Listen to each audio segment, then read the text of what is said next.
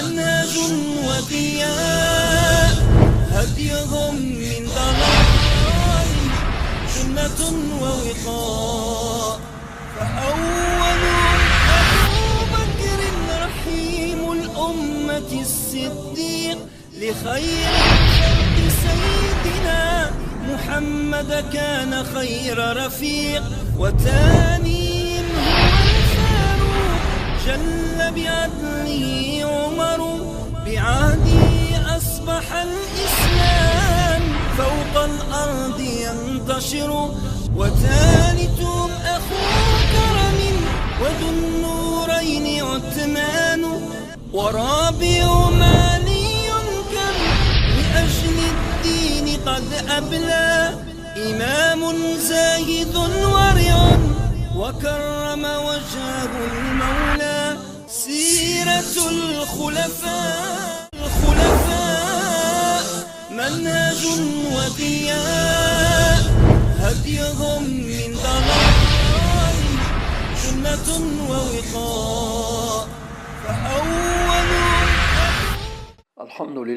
الحمد لله وكفى وسلام على عباد الذين اصطفى ما بعد. أعوذ بالله من الشيطان الرجيم. بسم الله الرحمن الرحيم. قال الله تعالى في كتابه محمد رسول الله والذين معه أشداء على الكفار رحماء بينهم. وقال رسول الله صلى الله عليه وسلم عليكم بسنتي وسنة خلفاء الراشدين المهديين. رواه أبو والترمذي. صدق رسوله النبي الكريم. اللهم صل على محمد وعلى آل محمد كما صليت على إبراهيم وعلى آل إبراهيم إنك حميد مجيد. اللهم بارك على محمد وعلى آل محمد كما باركت على إبراهيم وعلى آل إبراهيم إنك حميد مجيد. ربي اشرح لي صدري ويسر لي أمري واحلل عقدة من لساني يفقه قولي. ما ګرانو لیدونکو اوریدونکو السلام علیکم ورحمة الله وبرکاته. د خلفای راشدینو د سیرت د درسونو په سلسله کې موږ د حضرت عثمان رضی الله تعالی عنہ د سیرت په برخه کې درې درسونه وړاندې کړل چې په اول درس کې موږ د رسول الله صلی الله علیه وسلم په ژوند کې د حضرت عثمان تر وفاته پورې چې کوم واقعات شو هغه په اول درس کې وړاندې کړ چې حضرت عثمان صاحب د رسول الله صلی الله علیه وسلم په مبارک ژوند کې څه قسم حالات لرل او څه خوبیان لرل او څه کارونه کړي او د هغې نه وروسته بیا په دویم درس کې د ابوبکر صدیق حضرت عمر په خلافت کې او بیا د خپل د خلیفه د انتخاب نه وروسته د هغه کارکردګي او بیا وروسته د مشرقي ختیځ طرف محاذ چې کوم یو فتوحات وشو تر کابل پورې او اخواته تر بلخ او د دریامونه اخواته چې کوم فتوحات وشو دا مونږ ویل او په دې ځمن کې هم دا اشاره وکړه چې د ایران امپراتوري خو د حضرت عمر رضی الله عنه د خلافت په وخت کې ختم شوی و خو یزګور آخري امپراتور د ساساني خاندان او دغه اغم د حضرت عثمان رضی الله عنه په زمانه کې او په خلافت کې د منځلاره وژنو نو سوچا ایرانی امپراتوري سره د امپراتور او د هر څه سره د منځلاره ختم شوله. بیا په دریم درس کې مونږ د حضرت عثمان رضی الله تعالی عنه په زمانه کې د شام فتوحات او د مصر فتوحات او نوی غته او څه بغاوتونه چې شو د قبرس فتح ته د افریقا فتح ته د اشاره وکړه او به اخري جنگ چې معرکه زاد السواری په نامه سره یادېږي په هغې کې د روم د امپراتور د هرقل د زوی د قسطنطین وژل کېدل چې د هرقل چې کله مړ شو د حضرت عمر په آخر وخت کې نو قسطنطین بیا امپراتور شو نو دا د ذات السواری په جنگ کې زخمی شو بیا چې کله جزیرې ته پناه یوړو نو په جزیره کې بیا دوه روایت یو دا د چې عمل ته خلک پسې راټول شي وژلو او بل روایت دا د چې نه د حمام تړلو په حمال کې خلکو ډېر زیات خفه و چې د موږ دومره کسان هغه کړه او بیخي د موږ نوم یې بد کړ ټول امپراتوري وشرموله نو په هغه کې په حمام کې رسار کې عمل ته وژلو. په هر صورت د حضرت عثمان په وخت کې دوه غټ امپراتوري د ایران امپراتوري چې هغه ختمه شوه او د هغه امپراتور چې و یزګور هغه وژل شو او د ده په وخت کې د روم امپراتور د مسلمانانو سره په جنګ کې زخمی شو او بیا د خپلو کسانو د لاسه مړ شو. نو دا هغه شیان چې موږ په دریم درس کې وړاندې کړي وو. اوس به انشاءالله د دین او نه وروسته د حضرت عثمان رضی الله عنه کوم هغه چې د هغې باره کې به تر مناسبه اندازه پورې خبره کوو چې کوم ځای پورې د درس تقاضا وه هغه ځای پورې به ځان رسوو. نو نن انشاءالله په دې باندې خبره کوو چې د حضرت عثمان رضی الله د خلافت په وخت کې څو مهم کارونه وشوه. انشاءالله همداسې به وړاندې پسې ځو. اوله خبره دا وه چې حضرت حذیفه بن یمان صاحب سر رسول الله صلی الله علیه وسلم دا هغه صحابي دی چې د رسول الله صلی الله علیه وسلم راز خبرې ټولې د سره وي او چې کومې خبرې افشا کولو وظیفه رسول الله صلی الله علیه وسلم ورکړي چې دا خیر د افشا کو نه افشا کړي نور شیان هم داسې ځان سره تر اخره پورې راز کې پرېښو. ځکه نو صاحب سر رسول الله صلی الله علیه وسلم د سر خاوند صحابي هغه حذیفه بن یمان دی. دا فتوحات چې کله شروع شو او د فتوحات کې خو تاسو د فکر وکړئ چې د تونس نه نیولې داسې تر شام تر اخرو برخو پورې تر قبرس او داسې تر کابل او دې خوا تر بلخ او خواته د امونه اخواته او داسې تر آذربایجان ارمنستان ام د قویقاب تر غرونو پورې د لوی غټ امپراتوري جوړه شوه. په دې کې مختلف قومونه، مختلف ژبو، مختلف لهجې، مختلف خلک اوسېدل. نو دلته داسې واقعات وشوه په دې کې چې حذیفه بن یمان رضی الله عنه دې ته مجبور کړي چې حضرت عثمان ته خبر ورکړي. هغه دا په ځینو ځینو کې به کوم خلک چې د کوم لکه موږ پښتنو کې د پکتیا او د وزیرو د مسعودو دغسې د جلال آباد داسې د قندار دغسې د پکتیا د هرې منطقې ژبه فرق لري. کله کله خو داسې چې بالکل هغه ژبه باندې د سره سړی پوهېږي نه چې دی څه شی وایي د پښتو وایي خو د پښتو په ژبه باندې به دی و د جلال آباد خلک چې هغه ته لاړ شي د وزیرستان او د منطقو ته هلته د وزیرستان د خلکو سره چې 2 ساعت هم کښېنو نو په 2 خبرو هم پوه نه شي داسې خبرې کوي. پښتو د خو لهجه بیخي بدله ده. خوست ته دغسې قندار ته دغسې جلال آباد ته دغسې دا لهجې اصلا فرق لرلو. نو چې کله د قرآن عظیم شان تلاوت خبره براغله نو هر سړي به په خپل لهجه باندې ویلي. او که تاسو خیالي صحیح حدیث دا دی چې رسول الله صلی الله علیه وسلم فرمایي چې قرآن عظیم شان د الله پاک د خوا نه نازل شوی دی په 2 لهجو باندې قرآن عظیم شان خو یو دی عربي هغه دی خو په 2 لهجو باندې مختلف لهجو باندې دی. نو یو وخت کې داسې وخت راغی چې یو صحابي مخکې شو مانځه ته نو هغه په خپله لهجه باندې قرآن شریف ولوستو نو شاته چې کوم خلک یو دم پسې راجګ شو چې دا څه غلط شیان ویلي هغه ته قرآن شریف دی هم دغه شی دی. نو بل ویلي چې ته څنګه ویل اخر دا خبره راغله حتی د رسول الله صلی الله علیه وسلم په وخت کې هم داسې شی و چې بعضې خلکو په لهجې به رسول الله صلی الله علیه وسلم چې راغله هغه ورته چې دواړه صحیح دی یعنې هغې وخت کې په 2 حروفو خو دا مسله په اسلامي حیوات کې په اسلامي امپراتورۍ کې د یو غټ مشکل سبب کېدلی شو. نو حذیفه بن یمان رضی الله عنه چې 2-3 ځایونو کې داسې حالات ولیدل چې په مساجدو کې کله جمع کېږي نو کوم چې مخکې کېږي امامت ته د هغه لهجه به یو وه د شاته خلکو به بل و دلته به یو لنجه پېښ شوه. نو بیا دی راغی مدینې منورې ته حضرت عثمان رضی الله عنه ته خبره وکړه چې امیر المؤمنین دغسې یو مشکل په دې ما ولیدلو په د ایران او په آذربایجان او په دې منطقو کې چې قرآن شریف خلک چې کومه لهجه باندې وایي شاته خلک په هغې لهجه باندې هغه نه کېږي. نو که تاسو داسې وکړئ چې داسې یو کمیټه جوړه کړئ چې هغه یو لهجه باندې صرف قرآن عظیم شان خلکو ته هغه کړي چې بیا همدا رواج چې همدا به تر اخره پورې بیا دلته به اختلاف پیدا شي په دې کې به سره هغه نو مشکلات به پیدا کړي. ځکه دا خبره ورته وکړه هغه دستي صحابه کرام چې کوم د شورا کسان وغیره وغوښته هغوی ته ویل چې داسې یو مشکل په دې منطقو کې پیدا شوی او جنجال ته نه راولاړېږي. نو فیصله په همدې شوله چې قرآن عظیم شان هغه کوم چې د حضرت ابوبکر صدیق په وخت کې د رسول الله صلی الله علیه وسلم وفات نه بعد مصحف جوړ شوی و. دا مخکې مونږ خبره کړې وه چې حضرت ابوبکر صدیق قرآن عظیم شان د ټولو لیکل شوو شیانو نه راټول کړی او زید بن ثابت نو ورته کېنولو هغه د قرآن شریف ټول د مصحف په شکل دا اوس چې مونږ سره دی په دغه مصحف په شکل باندې دی جوړ کړی چې کله جوړ کړی دا د ابوبکر صدیق سره و چې ابوبکر صدیق کله وفات شو بیا دا مصحف دی حضرت عمر فاروق سره و.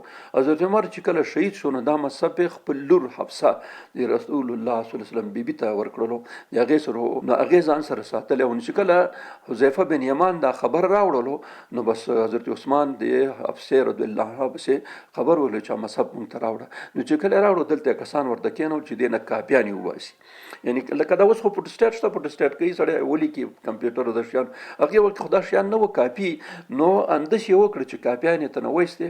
دې کافیانو په باره کې 4 قوله راغلي دي. یو قول دا دی چې 4 کافیان یې ته نه وایستې، بل قول دا دی چې 5 کافیان یې وایستې، بل قول دا دی چې 6، بل قول دا دی 7، بل قول 8 دی.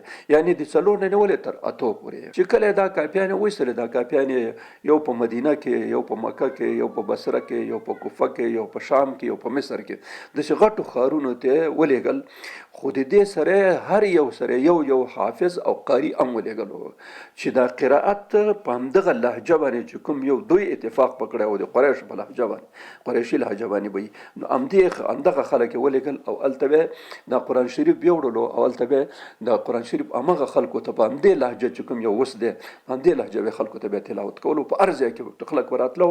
بس د دې نه وروسته بس قرائت دا چې شروع شو، شاګردان به تربیه کول او دا مطلب همغه یو لهجه عامه په اسلامي هغه کې شوه.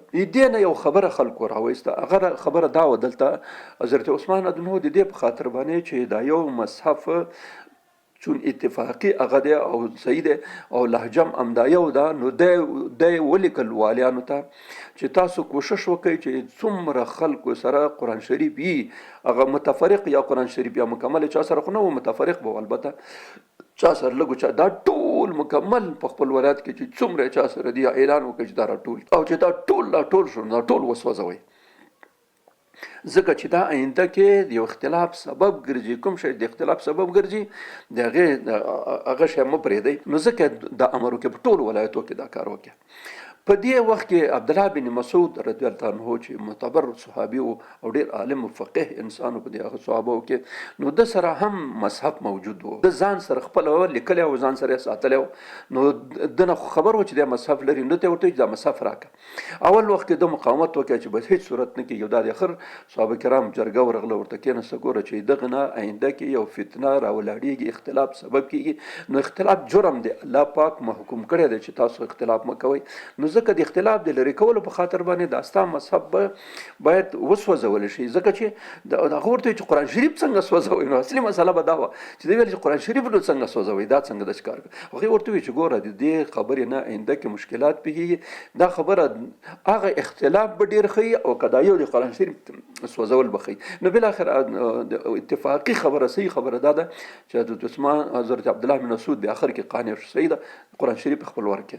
نو قرآن شریفونه اضافي ټول وسوځلی ورشو. دلته د دغه خبرې نه ځینې خلک فتنهګر خلک چې فساد پیشه خلک چې هغې د دې نه یو هغه جوړه کړه چې حضرت عثمان صاحب اوس قرآن شریفونه سوځوي. نو څنګه وکړي چې وایي نه سوځوي، نو دا خو همداسې اختلاف پیدا کړي، دا اختلاف تر قیامته پورې.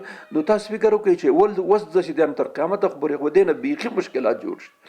نو ځکه دې خلکو د حضرت عثمان په خلاف باندې یو دلیل بیا دا ونیول. دا د حضرت عثمان چې غټه کارنامه و چې دا ټول امت صرف په یو تلاوت او په یو مصحف باندې متفق او متحد وساتلو. خو د همدې نه خلکو بده استفاده وکړه.